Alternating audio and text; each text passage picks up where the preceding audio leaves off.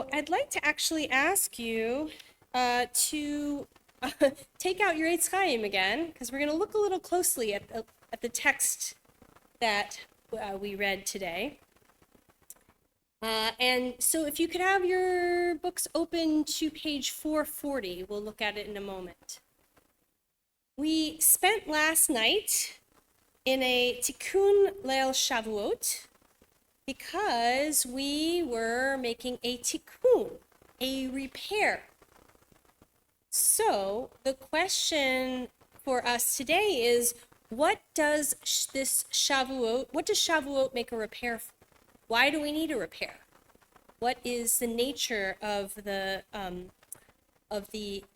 injury or the rupture that we are repairing? And with gratitude to my teacher, our teacher, Rabbi Jeffrey Siegelman, I would say that Shavuot is a tikkun for a tragic story in the Bible that we read this morning. And we're going to look at it closely to try to find where the tragedy is and where things went awry. So I want us to look at beginning in Exodus 19:17. So we are at the top of page 440.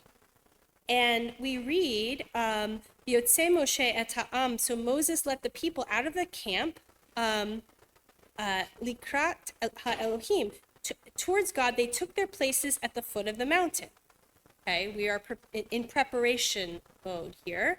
And we've read, before this, we read about the people purifying themselves and readying themselves for this pivotal moment. And it's very dramatic, right? Mount Sinai was all in smoke, for Adonai had come down upon it in fire, and the mountain is trembling violently. And there's a sound. It's the blare of the shofar is getting louder and louder and louder. And when Moses speaks, God is answering him in thunder. So it's a pretty dramatic scene. Hashem comes down from Mount Sinai on the top of the mountain. And Hashem calls to Moses to the top of the mountain, and Moses goes up. Hashem says to Moses, go down and warn the people. Do not break through to look. Don't let them break through to look at me, because they could die. God is very concerned that the people are going to try to get closer.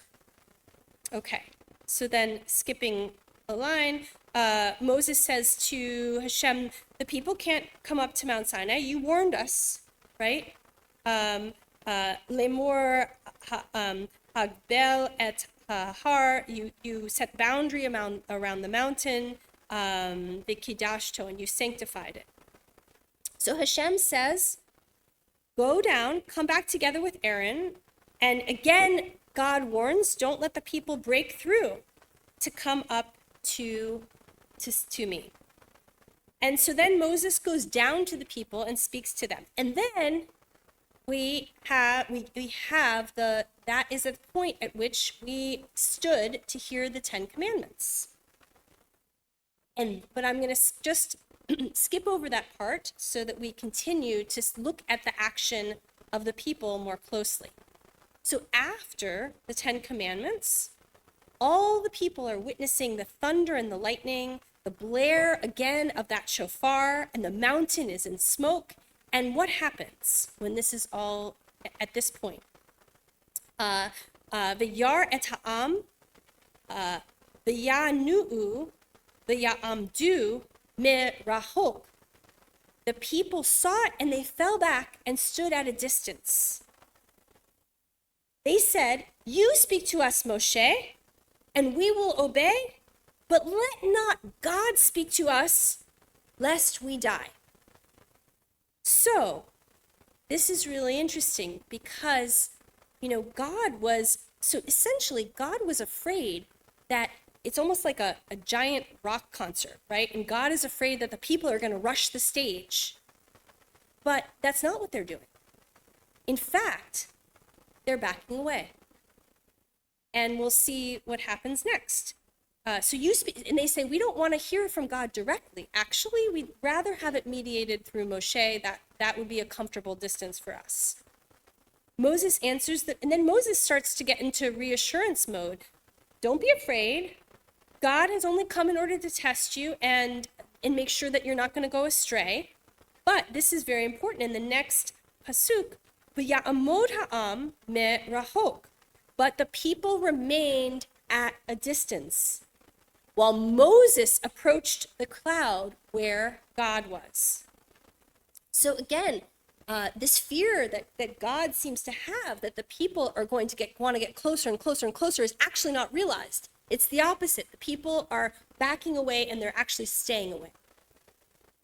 So it's a pivotal moment here in our national consciousness. But instead of drawing close to hear every word, we back away. We need to have God's words mediated through Moshe. In fact, when God gives the Ten Commandments, the text switches from the first person to the third person. People have noticed this and wondered what that's all about. One way of looking at that is to say that there's a shift in the speaker.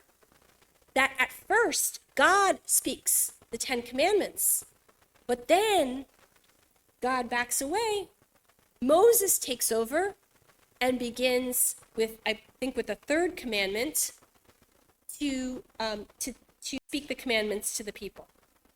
So it's very, so, and if we look at the Ten Commandments and their introduction, we see that God's calling card is, I am Adonai who took you out of Egypt. Well, if you think about it, God might have said, I am God who created the world. That would have actually been a bigger deal, right? A little more dramatic. But God's not interested in power. God is actually interested in relationship. God is in love with this people. And you can't have love without jealousy. We see a fair amount of jealousy on God's part here. God has an irrational feeling of love for the people. And you could argue that God is hoping that's reciprocated. But what happens? People back away. They hear the Ten Commandments and they stay far away at a safe distance. And they prefer to hear it in Moshe's voice, which is comfortable for them. In physics, as in spirituality, every action has an equal and opposite reaction. When we retreat, so does God. When we make distance, there is more distance than we sometimes think between us and the divine. But it works the other way too. When we come close, God comes close. Molly just chanted Ashrei, and one of the lines that we say in Ashrei is Karov Adonai l'chol chorav, l'chol asher yikrehu ve'emet.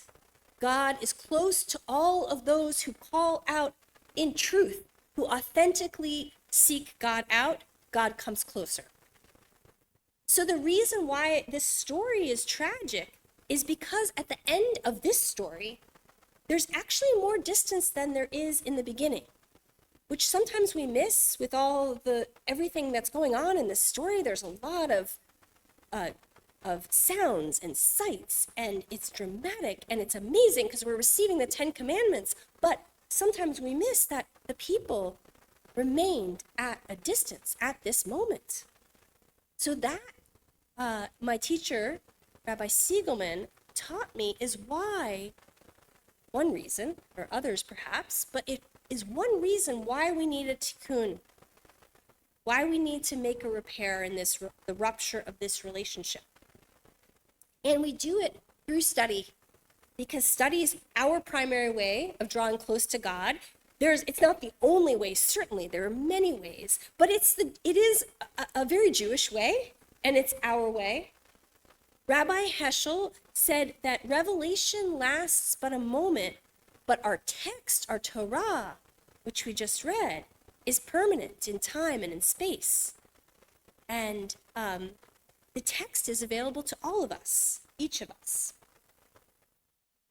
In a somewhat contrasting vision of Revelation that to Heschel's, the Baal Shem Tov taught that the Torah is always forming and expanding. The event at Sinai is ongoing as long as we keep studying Torah. This idea finds expression in the blessing that we recite when we come up for an aliyah, which is in the present tense. God gives Torah, not God gave Torah. Because, it could be argued, revelation is ongoing. And the question before us is, can we wake up to it? Can we stick with it? Can we find the right amount, the appropriate amount of distance so that we can still hear the message? And are we paying attention? So I wanted to share actually I printed out copies because I realized like sometimes I'm reading a lot of poems and if you can't see the words, it sometimes isn't as meaningful. So I did share this last night, but I think it's worth looking at again. This poem by Alden Solovey. All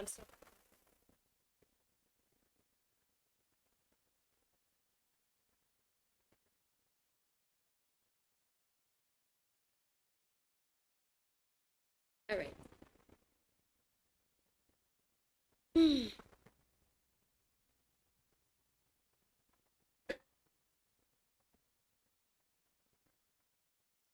want to actually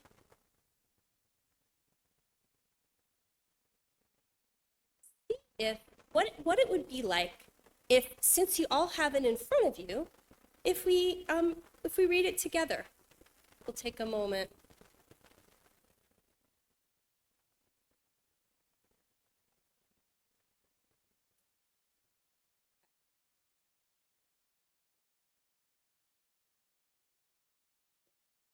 God's voice. What if God's voice was so near that your bones rattled as thunder echoed in your chest? What if God's voice was so near you could feel the wind hit your face as your feet seemed to slip on shaking ground? What if awe and wonder surrounded you, so close that your knees buckled, as a pillar of fire from heaven descended to earth? What if holiness packed all empty space with light, as your lungs filled with the one divine breath, together with every living being? What if God's voice is as near as your willingness to remember the moment we stood together on Sinai, amid the smoke and the lightning, hearing the great blast of the shofar? What if that moment is now?